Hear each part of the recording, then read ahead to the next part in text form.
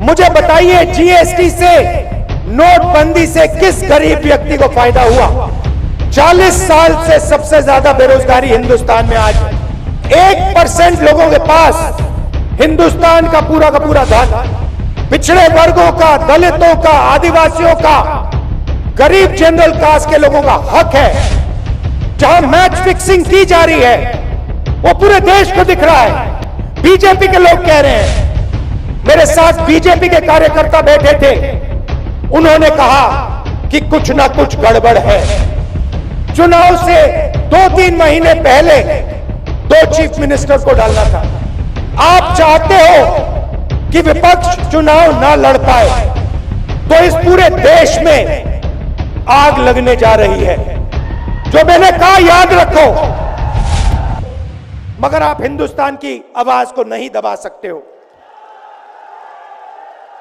इस आवाज को कोई नहीं दबा सकता। दुनिया में कोई ताकत नहीं है जो इस आवाज को दबा सकती है। भाइयों और बहनों, बीजेपी के एमपी ने कहा कि जैसे ही हम चुनाव जीतेंगे,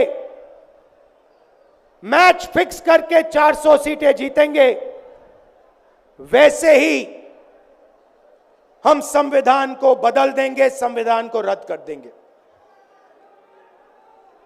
यह ऐसे ही नहीं बोला गया, यह टेस्ट करने के लिए, आइडिया टेस्ट करने के लिए बीजेपी के एमपी ने बोला है।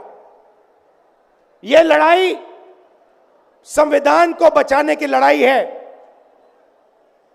जैसे अखिलेश जी ने कहा, संविधान चला जाएगा, गरीबों के हक चले जाएंगे, आरक्षण चला जाएगा,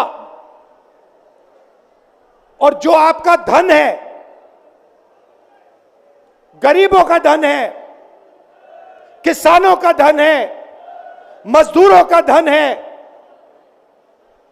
वो 5-6 लोगों के हाथ में चला जाएगा। नोटबंदी की, जीएसटी लागू किया। मुझे बताइए, जीएसटी से, नोटबंदी से किस गरीब व्यक्ति को फायदा हुआ? किस छोटे दुकानदार को फायदा हुआ? किस किसान को फायदा हुआ? किस बेरोजगार युवा को फायदा हुआ? किसी को नहीं। 40 साल से सबसे ज्यादा बेरोजगारी हिंदुस्तान में आज है। 1% लोगों के पास हिंदुस्तान का पूरा धन, 22 लोग हैं, जितना धन उतने उनके हाथ में है, उतना ही धन 70 करोड़ लोगों के हाथ में है। ये संविधान को क्यों मिटाना चाहते हैं? क्योंकि आपका धन जो है आपसे छीनना चाहते हैं। मैंने जाति जनगणना की बात की, किसानों के एमएसपी की बात की, युवाओं को रोजगार देने की बात की। यही देश के सामने सबसे बड़े मुद्दे हैं। मगर एक बात याद रखिए, अगर आप लोगों ने पूरे दम से वोट नहीं दिया तो इनकी मैच फिक्सिंग कामयाब हो जाएगी। यह आप भूलिए मत। और जिस दिन मैच फिक्सिंग कामयाब हो गई, उस दिन आपका संविधान, हमारा संविधान खत्म हो जाएगा। जिस दिन संविधान खत्म हो गया, उस दिन हिंदुस्तान के दिल पर एक बहुत बड़ी चोट लगेगी। तो ये जो चुनाव है, ये चुनाव कोई मामूली चुनाव नहीं है। ये चुनाव हिंदुस्तान को बचाने का, संविधान को बचाने का,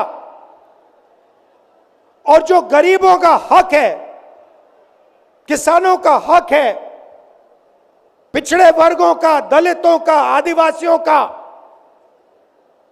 गरीब जनरल कास्ट के लोगों का हक है, उसको बचाने का हक है, उसको बचाने का चुनाव है। यह बात आप याद रखिए, क्योंकि अगर यह चुनाव जहां मैच फिक्सिंग की जा रही है वो पूरे देश को दिख रहा है, बीजेपी के लोग कह रहे हैं। कल में से एक व्यक्ति मिलने आया, मुझे कहता है मैं ट्रेन से आया, मेरे साथ बीजेपी के कार्यकर्ता बैठे थे, उन्होंने कहा कि कुछ ना कुछ गड़बड़ है। यह सच्चाई है। इलेक्शन कमीशन के लोगों को नरेंद्र मोदी जी ने बैठाया, दो नेताओं को, दो चीफ मिनिस्टरों को जेल में डाला। चुनाव से कुछ ही महीने पहले अगर डालना था तो 6 महीने बाद डाल देते, 6 महीने पहले डाल देते। नहीं, चुनाव से 2-3 महीने पहले 2 चीफ मिनिस्टर को डालना था। आपने हमारे बैंक अकाउंट बंद किए। बैंक अकाउंट बंद करने थे, 6 महीने पहले करते, 1 साल पहले करते, 6 महीने बाद करते, कोई फर्क नहीं पड़ता। आप चाहते हो कि विपक्ष चुनाव ना लड़ पाए और इसीलिए आपने कांग्रेस पार्टी के बैंक अकाउंट रद्द किए, आपने इलेक्शन कमीशन में अपने लोग बैठाए, आप जुडिशरी पे दबाव डाल रहे हो क्योंकि आप चाहते हो कि मैच फिक्स हो, संविधान रद्द किया जाए और आप सत्ता में रहो। मगर भाइयों और बहनों, मैं सच बोलता हूं और मेरी बात आप अच्छी तरह सुन लो। अगर हिंदुस्तान में मैच फिक्सिंग का चुनाव बीजेपी जीते और उसके बाद संविधान को उन्होंने बदला, तो इस पूरे देश में आग लगने जा रही है। जो मैंने कहा याद रखो, यह देश नहीं बचेगा। यह चुनाव